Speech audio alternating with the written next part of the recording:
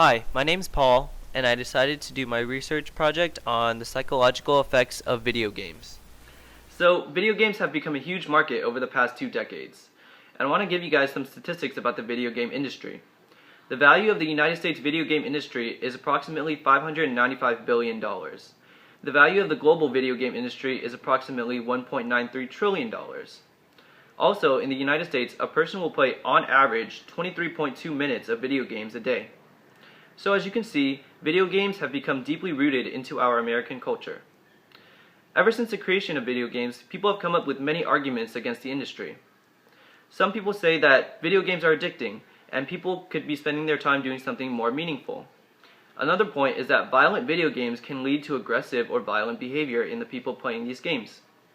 The reason I chose this topic was because I wanted to find out if these arguments were true and if there were actual benefits to playing video games.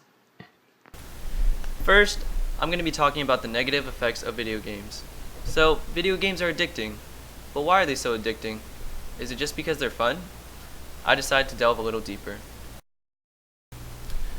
In an article I found called The Science Teacher, the reason stated for video game addiction was that it was intrinsically satisfying. In other words, it just makes you feel naturally satisfied with yourself.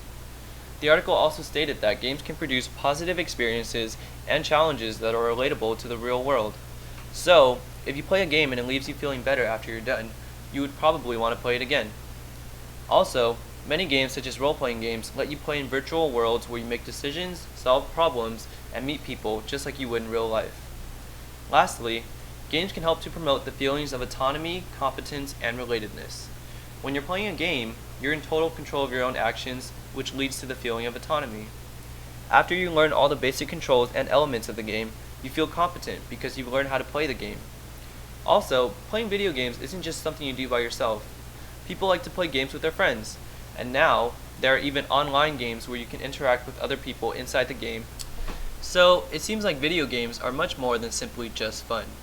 Beating a video game gives people a sense of accomplishment, similar to accomplishing something in real life.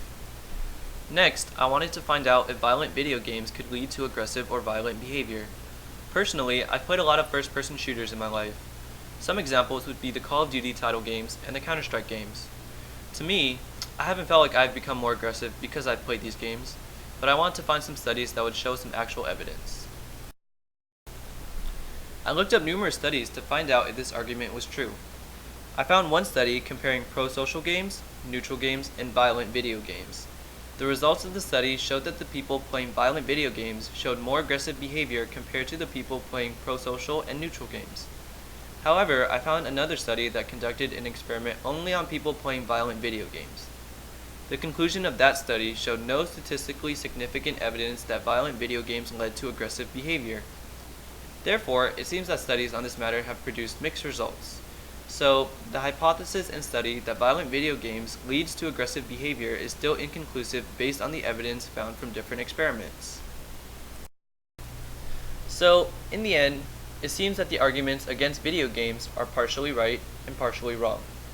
Violent video games don't seem to lead to aggressive behavior, but addiction might be a different story.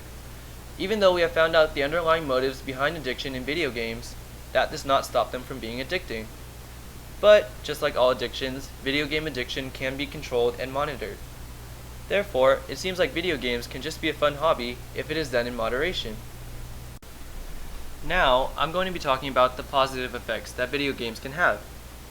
A lot of advocates for video games say that video games increase cognitive thinking and that video games help to improve values important in real life, such as teamwork and communication. Now, does playing video games really improve the way your brain works?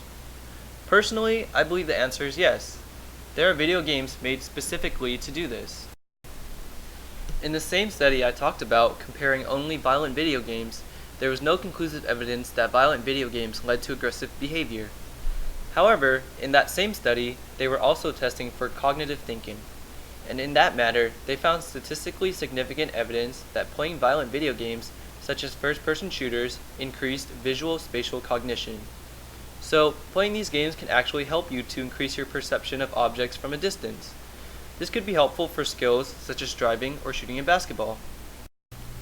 Aside from that, there are many games created with the thought of helping to improve a player's thinking power. There's a game called Minecraft in which there's no definite goal or completion to the game.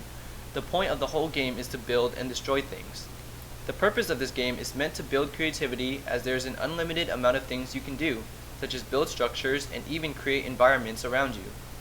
Another game, such as Portal, relies on thinking outside the box and problem solving to complete its levels.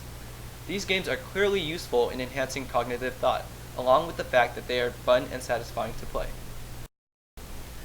In an article I found, the author wrote about the benefits of using video games to educate. The article talked about a game called Teach with Portals that was actually made from the same creators of Portal. This game was created solely for teachers to help them educate students on the subjects of physics and math. There were pre-created lessons on topics such as gravity and momentum. This shows the limitless possibilities that video games have. Educational video games seem to be especially beneficial in that they allow players to learn while having fun. Many games also help to enhance values important in real life, such as being able to work in a group and communication. In a game called League of Legends, people are placed into groups of 5 where they must work together as a team to defeat the enemy. In this game, teamwork is essential to win, which is a value important in real life where you will be expected to be able to work well with a group of people. Also, you must talk to your teammates to decide what you want to do as a group, which builds on communication and understanding. There are other games that require communication to beat, such as Portal. When you play with 2 people, you have to work together to complete the levels.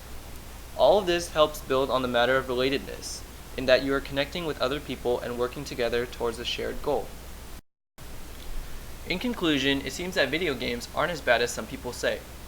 As video games are still relatively new, there are many possibilities still available, such as educational video games, that could help to enhance positive experiences and help people to have positive psychological effects. As always, video games are just a hobby and should only be played in moderation, unless you're a pro gamer or something. Anyway, thanks for watching, and I hope you learned a little something from my research project, because I sure did.